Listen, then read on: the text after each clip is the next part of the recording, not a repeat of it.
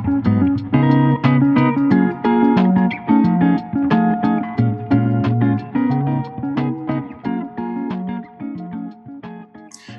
Ramno Listener, selamat datang di episode ketiga Ramnocast, podcastnya milik Ramnosa HMF ITB.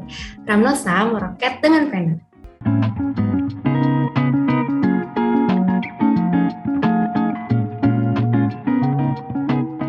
Nah, kenalan dulu nih, kenalin nama aku Anati. Aku di sini sebagai podcaster pada Ramnocast yang ketiga kali ini.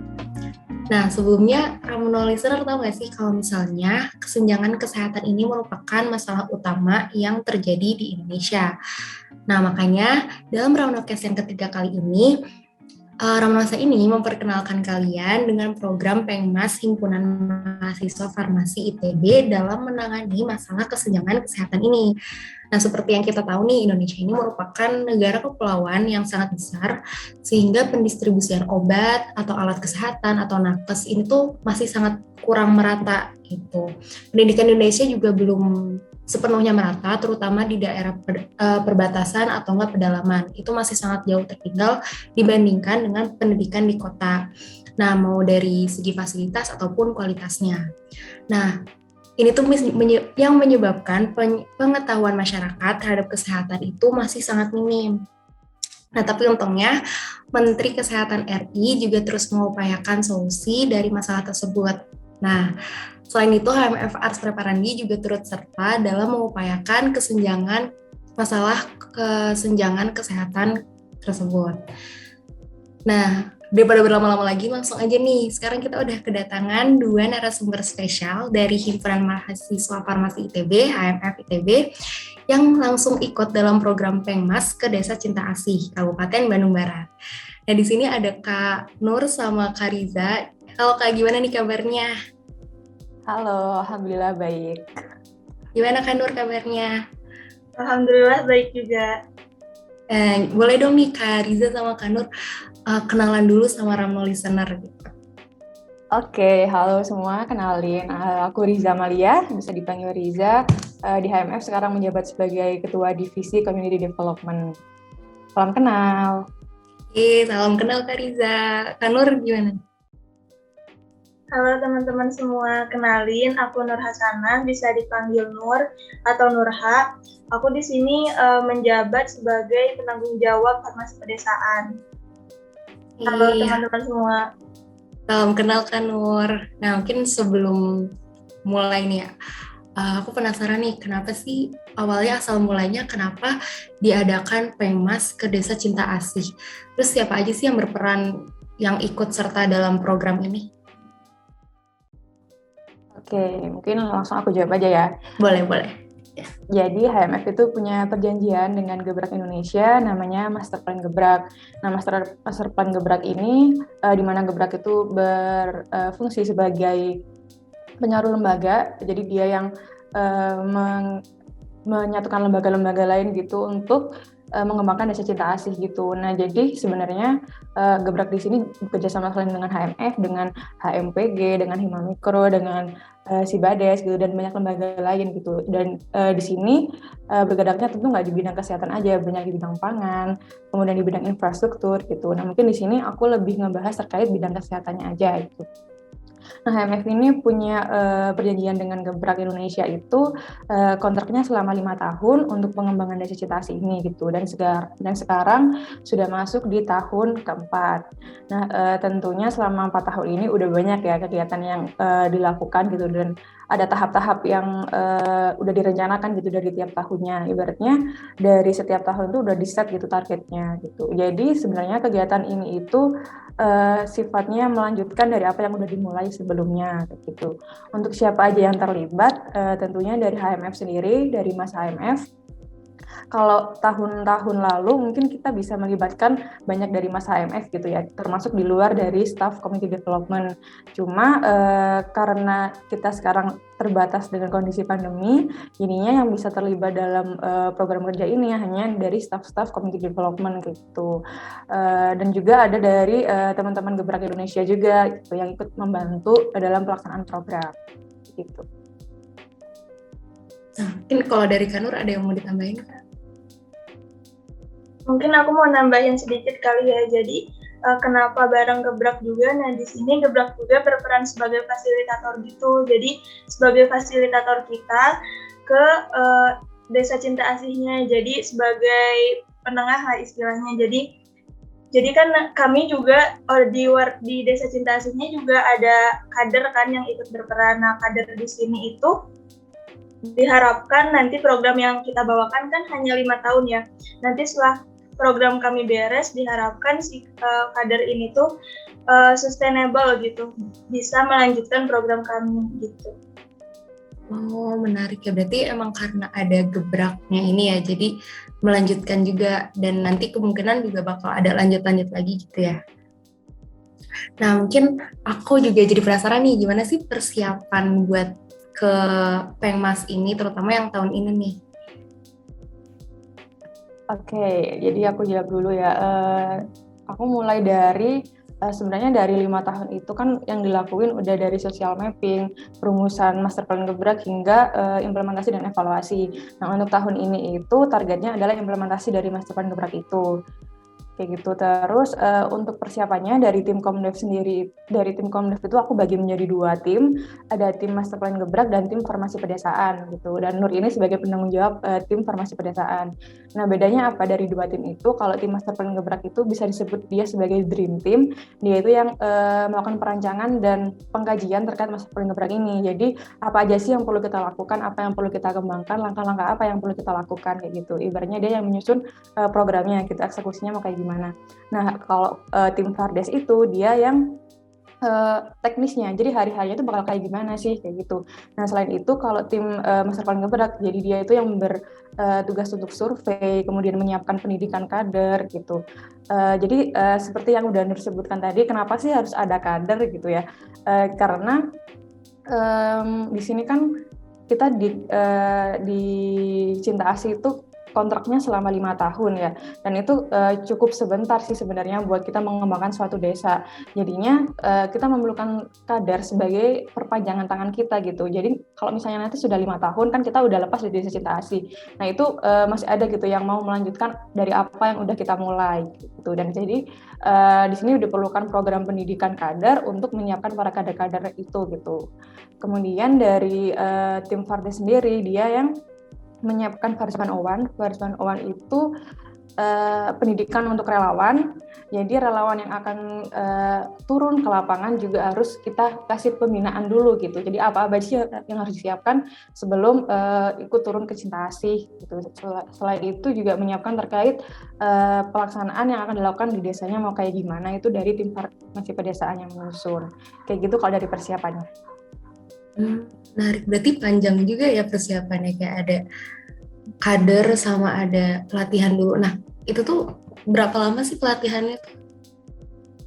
Ya, untuk kurun waktu pelaksanaannya itu kita lakukan dari bulan November itu udah jadi untuk pelatihan relawan itu ada 2 kali pelaksanaan, bulan November dan bulan Desember gitu. Nah untuk persiapannya udah dari bulan Juli sih. Wah, lumayan lama banget. Wah, hampir setengah tahun. Iya. Ya. Wah, keren. Ini keren banget. Kalau dari Kanur gimana, Kak?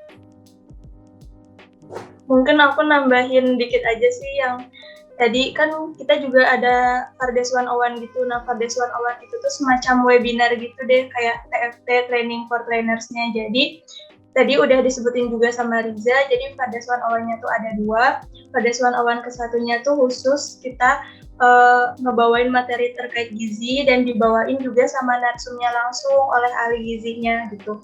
Jadi, diharapkan para relawan sama kader Desa Cinta Asih juga tahu terkait materi gizi ini. Nah, terus kalau untuk Fardes 101 kedua ini, kita dikhususkan gitu buat calon relawannya. Jadi di sini materinya dibawakan terkait kondisi Desa Cinta Asih itu kayak gimana, terus pengalaman Pengmas dari yang tahun-tahun sebelumnya juga kayak gimana, agar relawannya tahu gitu kondisi dan tempat yang nanti kita akan sosialisasi di sana gitu. Berarti karena emang udah lama juga, jadi emang udah tahu kondisinya kayak gimana, terus harus disosialisasiin atau kayak harus dilatih dulu gitu ya relawannya. Nah, kalau misalnya tentang ngomong-ngomong tentang kondisi nih, sebenarnya tuh gimana sih kondisi masyarakat di Desa Cinta Asih ini, kayak terutama aspek kesehatan mungkin ya? Oke, kalau dari aspek kesehatan, mayoritas dari masyarakat Desa Cinta Asih itu umumnya mereka mengandalkan obat-obat herbal gitu untuk apapun yang mereka alami gitu. Karena dan jarang sih mereka memeriksakan ke dokter gitu. Ini kalau menurut survei ya. Karena di sana juga fasilitas kesehatannya tuh sangat-sangat minim, jadi nggak ada rumah sakit, nggak ada rumah sakit bersalin, nggak ada puskesmas gitu. Adanya itu puskesmas pembantu dan satu tempat praktik bidan gitu. Dan ada juga posyandu sih itu. Dan setelah dilakukan survei juga di sana juga masih terdapat angka stunting gitu. Ya sebenarnya agak gimana ya, ya agak berbeda jauh gitu ya sama yang di kota Bandung gitu, karena ternyata di sana juga masih sangat minim, kayak ya tadi ya posyandu cuma satu gitu kan. Nah itu tuh kira-kira kalau solusi dari atau apa ya solusi yang ditawarkan atau yang dibangun nih dari Pengmas ini tuh apa sih? Oke, mungkin di sini aku lebih jelasin lagi dulu deh ya. Nah, kalau menurut survei itu sebenarnya secara umum warga Desa Cinta Asih itu nggak memiliki penyakit yang menahun gitu kan. Rata-rata tuh penyakit yang muncul tuh kayak yang dialamin oleh manula gitu. Terus, nah kalau menurutku dan dari tim yang telah menganalisis itu hari ini tuh bisa dikarenakan karena kondisi geografis yang mana mereka jauh dari peradaban gitu, jauh dari pusat kota. Nah kemudian juga bisa disebabkan karena kurangnya edukasi kan, nah, terbatas dan juga terbatasnya akses kesehatan dan fasilitas yang sangat minim gitu. Nah jadi solusi yang ditawarkan itu untuk sekarang ini menambahkan gitu buat ngasih edukasi ke masyarakatnya. Gitu. Kalau dari Kanur gimana nih? Iya, jadi karena tahun ini pandemi juga kan ya. Tapi biasanya tuh dari tahun-tahun sebelumnya kita mengadakan balai kesehatan gitu. Jadi pemeriksaan gratis gitu kepada warganya. Sebetulnya warganya pada antusias gitu buat ikut pemeriksaan kesehatan karena akses ke fasilitas posyandunya juga jauh banget kan. Nah pas kita ngadain tuh warganya banyak yang datang gitu. Tapi karena sekarang lagi pandemi, jadi kita memilih untuk edukasi itu ke warganya dan warga yang datangnya juga dibatas gitu untuk memenuhi protokol kesehatan. Mungkin ngomong-ngomong tentang protokol kesehatan, aku penasaran nih kalau misalkan COVID di sana tuh tinggi nggak ya? Atau gimana sih orang-orang tentang kondisi mereka saat pandemi itu? Kalau di kota kan pasti udah kayak semua pakai masker atau kayak apa namanya ada pembatasan dan lain-lain. Nah, kalau misalkan di Desa Cinta Asih itu kemarin kayak gimana sih kondisinya? Kalau di Desa Cinta Asih ya di sana memang kurang diterapkan masalah prokes gitu ya. Dan saat kami berada di sana buat melakukan program pun masih banyak gitu warga-warga yang keluar, bukan masih banyak malah hampir semua ya, keluar tuh nggak menggunakan masker gitu. Nah mungkin itu tuh karena ya tadi mereka merasa jauh. Sebenarnya bukan mungkin sih, karena aku juga udah ngobrol sama kepala desanya dan beliau juga mengungkapkan karena mungkin apa ya, ngiranya tuh jauh gitulah, COVID mah banyaknya di kota gitu, jadi di desanya kemungkinan jarang gitu. Dan sebenarnya di sana juga rumah-rumahnya itu social distancing gitu teman-teman. Jadi kayak teman-teman tuh bilang kayak nggak apa-apa di sana juga rumahnya social distancing gitu, karena emang jarak dari rumah ke rumah itu lumayan jauh gitu. Berarti emang lagi-lagi karena geografisnya itu ya, jadi kayak mereka juga jadi nggak kurang aware gitu sama kondisi pandemi. Nah, berarti ini ya untuk kemarin itu solusinya itu edukasi ya? Apa ada selain itu kira-kira ada lagi atau gimana? Mungkin Kak Nur boleh. Jadi selain kita edukasi juga, jadi kan terkait sosialisasinya tahun ini tuh kita khusus membawakan materi gizi gitu sesuai dengan survei kita tahun ini. Nah terus selain sosialisasi juga kita ngadain evaluasi pemahaman gitu sama warganya. Jadi apakah warganya menerima nggak sih materi dari kita atau paham nggak sih materi dari kita. Jadi kita adain evaluasi juga dengan games berhadiah juga biar warganya lebih antusias. Nah, selain sosialisasi juga kan karena kalau sosialisasi boring juga ya cuman dengerin materi. Jadi kita ada hands on-nya juga, masak-masak. Nah, masak-masaknya itu kita masak nugget daun kelor gitu. Nah, kenapa daun kelor? Tadi udah disebutin Riza juga karena daun kelor ini termasuk superfood gitu buat stunting gitu. Oh, menarik banget sampai masak-masak. Nah, berarti kayak udah edukasi, terus ada games, terus ada masak-masak juga. Nah, itu kan nggak gampang ya buat ngelakuin. Kira-kira apa aja sih hambatan yang dialamin gitu pas Pengmas kemarin? Oke, mungkin sebelum menjawab itu aku mau nambahin dikit kali ya Oh ya, boleh. pelaksanaan Pengmas di sana kayak gimana gitu. Ya, sebenarnya tadi udah dijelasin Nur, awalnya kita melakukan balai kesehatan kan. Balai kesehatan itu di mana kita menggait apoteker, dokter, dan relawan yang itu banyak banget gitu buat ngebantu di sana di desa cinta asihnya. Nah, karena itu nggak bisa dilakuin kan karena jadi sebenarnya bisa aja kan kita melakukan balai kesehatan tapi warganya kita batasin aja, kayak kita lakukan edukasi. Sekarang kan warganya dibatasin, cuma karena emang kita butuh relawan sangat banyak gitu, jadinya ternyata balai kesehatan nggak bisa dilakukan, hanya dibelokin ke edukasi keluarga gitu. Nah, jadi rangkaian kegiatannya itu ada 2, pendidikan kader sama sosialisasi kesehatan yang di Desa Cinta Asih. Nah, pendidikan kader ini kan sebelumnya udah dilakukan secara online yang bareng sama Fardes Bandungan 1, di mana di situ kita mengundang ahli gizi ya. Jadi biar mereka tahu dari pakarnya langsung lah ya kayak gitu. Nah, cuma kekurangan di Fardes Bandungan 1 ini kita belum tahu nih pemahaman para kader itu kayak gimana sih, dan mereka udah siap belum buat jadi perpanjangan tangan kita gitu untuk program yang udah kita mulai ini. Sehingga dari tim memutuskan untuk melakukan pendidikan kader kedua yang dilakukan secara offline di sana. Yang kegiatannya itu ada review materi dari yang udah disampaikan oleh ahli gizi, dan kemudian memasak tadi yang kata Nur dengan bahan daun kelor. Kemudian ada makan-makan bersama juga dan ada evaluasinya kayak gitu. Terus makan-makan bersama ini seru gitu, jadi ada antara panitia, kemudian dari para kader dan dari Pak Kepala Desa juga gitu, jadi kita bonding lah ya gitu. Kemudian untuk di minggu berikutnya kita melakukan sosialisasi kesehatan. Nah, sosialisasi kesehatan ini dilakukan langsung ke warganya gitu. Nah, ini kita batasin sih orangnya maksimal banget 50 orang gitu. Nah, di sini kegiatannya hampir sama kayak di pendidikan kader.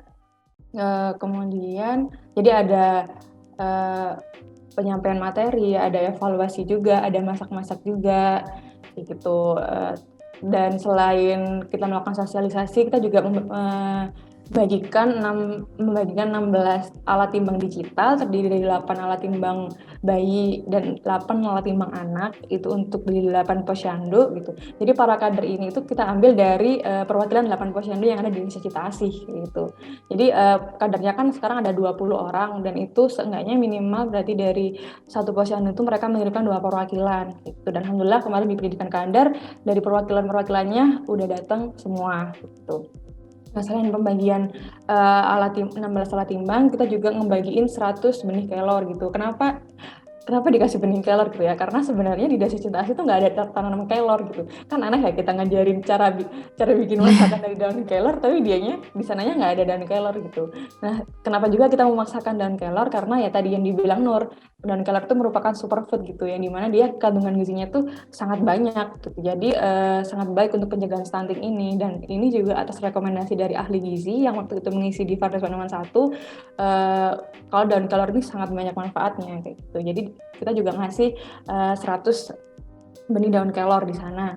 Kemudian juga kita membagikan poster terkait topik-topik kesehatan gitu. Jadi nggak cuma stunting sama COVID, terkait soal medikasi, terkait gabu-zibu, kebersihan lingkungan, dan sebagainya. Nah itu, jadi walaupun di sini kita fokus ke 2 materi itu, tapi materi terkait kesehatan yang lain itu tetap bisa mereka dapatkan gitu. Dan itu kita bagiin 10 poster, dan poster itu dipasang di masing-masing posyandu dan ada di beberapa titik strategis di Desa Cinta Asih gitu.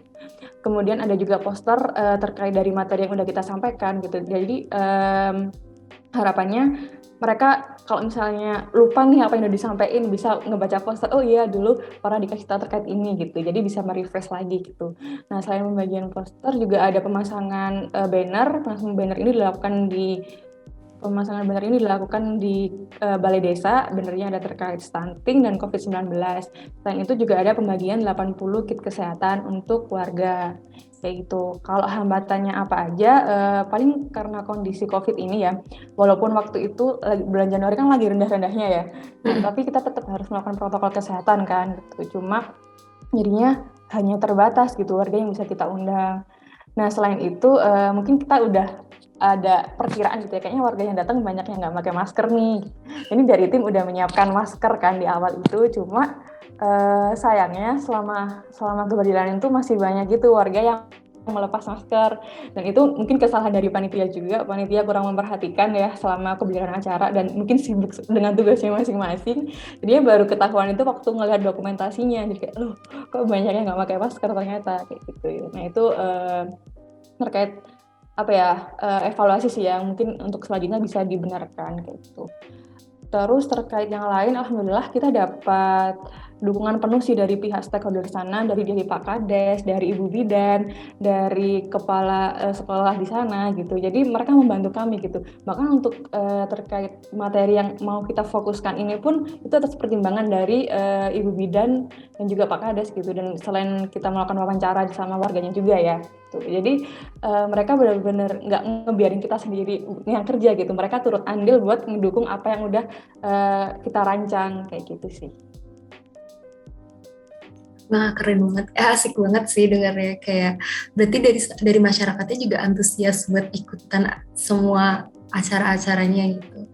Nah itu tuh berarti minggu pertama yang nge-review materi sebelumnya, terus masak-masak juga, terus minggu kedua ada edukasi lagi gitu ya. Nah kira-kira bedanya yang edukasi pas lagi online sama offline tuh apa sih kalau boleh tahu? Oke, mungkin aku dulu nanti bisa tambahin ya. Kalau yang online sama offline itu kan dari untuk kadarnya aja kan. Jadi kalau untuk warganya cuma ada sekali, kalau untuk para kadarnya ada 2 kali, online dan offline. Sebenarnya bedanya kalau di yang online ini mereka hanya mendengarkan materi dari ahli gizi aja, tapi kan kita nggak tahu ya dia tuh para kadarnya itu udah siap belum sih, udah paham betul nggak sih sama materinya. Kita perlu melakukan evaluasi ya. Jadi sebenarnya untuk di pendidikan kader kedua ini itu lebih difokuskan ke evaluasinya kayak gitu. Jadi tapi sebelum dilakukan evaluasi kan nggak mungkin kan kita datang kayak tiba-tiba ngasih kuis gitu kan.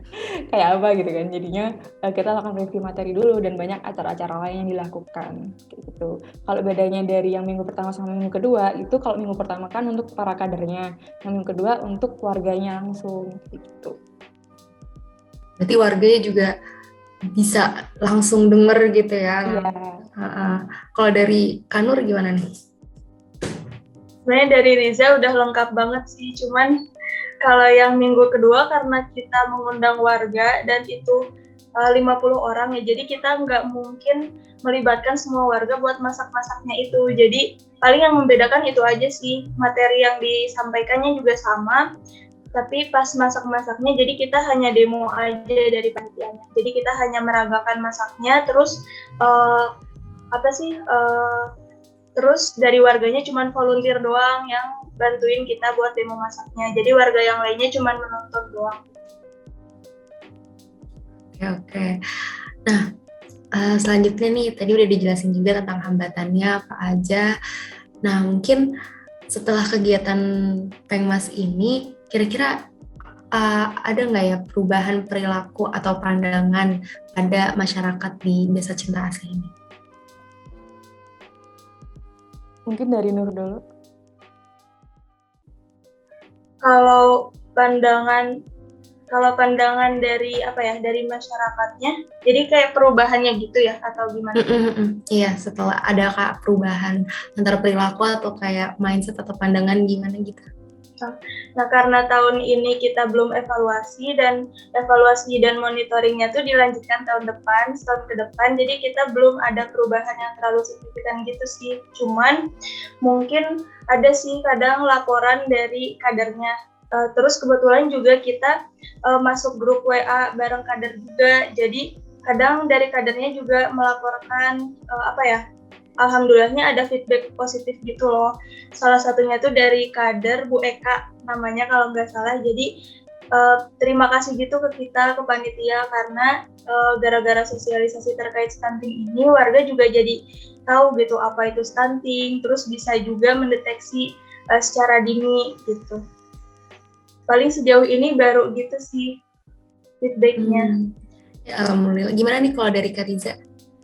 Oke, iya sih benar tadi yang diomongin. Sebenarnya untuk perubahan signifikan gitu belum tahu ya, karena kan tahun ini tuh acaranya implementasi. Nah, untuk monitor dan evaluasi itu bakal dilakukan sampai tahun depan, dimana itu tahun terakhir kan. Jadi mungkin untuk apakah program yang kita lakukan memberikan impact atau enggak itu bisa kita lihat tahun depan nanti ya, kayak gitu. Nah, cuma sejauh feedback yang kami dapat, jadi kan banyak tuh feedback yang kayak Nur tadi yang bilang dari warga-warganya gitu, memberikan feedback kalau jadi mereka yang awalnya nggak tahu stunting itu apa, jadi tahu gitu. Jadi mereka bisa lebih aware gitu terkait stunting ini kayak gitu. Dan alhamdulillah warganya juga antusias dan semangat sih. Jadi kayak kan biasanya tuh ada ya kayak karakter warga yang mereka tuh nggak mau diguruin gitu kan. Padahal di sini sebenarnya kita niatnya nggak mengguruin tapi berbagi apa yang kita tahu gitu kan. Dan kita juga bisa mendapat pengetahuan dari warga juga kan. Karena kita turun ke lapangan itu juga selain kita ngasih sesuatu, kita juga belajar sesuatu kan kayak gitu. Dan alhamdulillahnya kalau untuk warga Desa Cinta Asih itu mereka sangat open dan mereka sangat menerima gitu dengan kehadiran mahasiswa-mahasiswa sana gitu. Jadi kayak alhamdulillahnya materi-materinya juga bisa mereka terima dengan baik kayak gitu. Alhamdulillah, Gen. Emang implementasinya juga baru Januari kemarin dan sekarang Februari. Jadi walaupun udah sebulan tapi udah ada feedback itu udah alhamdulillah gitu ya, udah keren sih. Nah, mungkin sebelum pertanyaan terakhir kali ya, kira-kira kesan atau pesan dari Kak Nur sama Kak Riza atau tim Pharmashare nih terkait masalah kesenjangan kesehatan di Indonesia. Oke, mungkin aku dulu ya. Gini, sebenarnya teman-teman kalau misalnya kita berkaca dari yang tadi udah sedikit banyak udah aku ceritain tentang Desa Cinta Asih ya, kalau kita mau membuka mata lebih lebar, membuka pandangan lebih luas, itu masalah kesenjangan terkait kesehatan itu masih sangat banyak gitu. Dan rasanya kita sebagai mahasiswa itu, utamanya kita ya yang bergerak di bidang kesehatan itu penting gitu untuk seenggaknya menyumbangkan pikiran dan tenaga kita untuk melakukan langkah kecil yang setidaknya dapat membantu mengurangi masalah tersebut kayak gitu. Dan teman-teman harus percaya kalau langkah kecil yang kita lakukan itu mungkin bisa jadi akan membawa impact yang besar gitu untuk lingkungan kayak gitu. Dan harapannya semoga di luar sana akan banyak orang-orang atau lembaga-lembaga mungkin yang lebih aware terkait masalah kesenjangan kesehatan ini. Tuh. Ya, amin. Kalau dari Kak Nur gimana? Kalau menurut aku sih misalnya ya kalau ditanya capek nggak sih Pengmas itu, sebenarnya capek banget, tapi kalau kita udah ngebawain hal yang bermanfaat walaupun dikit juga tuh kayak ada rasa puas aja gitu, sama senang aja gitu ngelakuinnya. Terus sebetulnya Pengmas juga sih nggak harus jauh-jauh ke desa gitu ya. Nah, sebenarnya kita juga bisa ngelihat ke lingkungan kita atau misalkan ke lingkungan di kampus juga, misalnya ada apa sih yang kurang atau ada apa sih yang bisa kita bantu. Nah, hal apapun yang bisa kita bantu walaupun sedikit, tadi benar apa kata Riza, itu bisa aja berdampak banget loh itu buat orang lain. Kayak gitu sih menurut aku. Oke, udah makasih banyak, keren banget tadi jawabannya udah banyak banget insight yang baru aku dapetin gitu. Nah, mungkin sebelum kita akhiri, terakhir banget, kira-kira sepatah dua patah nih buat Ramno listener dari Kak Riza sama Kak Nur. Ada nggak tuh? Oke, kalau dari aku, buat teman-teman semua, jangan pernah ragu untuk menjadi orang yang bisa bermanfaat bagi sekitar, karena sebaik-baiknya manusia adalah dia yang bermanfaat bagi orang lain. Semangat teman-teman! Nah, boleh Kak Nur? Sama sih kalau dari aku, jadi jangan lupa buat terus berbuat baik, apapun itu apapun itu hal yang bisa kita lakuin gitu, maupun itu misalnya kan kita farmasi ya, jadi kita kan udah punya ilmunya tuh, jadi kesempatan yang bagus banget gitu loh buat kita mengaplikasikan ilmu yang kita punya gitu. Oke, nah gitu ya teman-teman Ramuno listener, jadi jangan lupa untuk bermanfaat, menjadi bermanfaat untuk orang lain. Nah, nggak kerasa nih kita ternyata udah ada di ujung episode kali ini. Aku mau terima kasih banyak pada kakak-kakak, Kak Nur, sama Kak Riza atas kesempatannya buat sharing-sharing ilmu yang menarik banget seputar Pengmas ini. Nah, semoga bermanfaat juga buat Ramno listener dan semoga bisa menjadi kebaikan untuk kakak-kakak sekalian. Nah, sampai di sini Ramnokes episode ketiga kita terkait kesenjangan kesehatan masyarakat. Nah, terima kasih teman-teman semuanya telah mendengarkan dan mohon maaf bila ada salah kata. Yang terakhir banget nih, jangan lupa untuk selalu ikutin info-info kesehatan menarik yang dimuat oleh Ramnosa. Aku Anati Syaida, selaku podcaster pamit undur diri. Stay healthy and stay safe, Ramno listener. Ramnosa meroket dengan pena.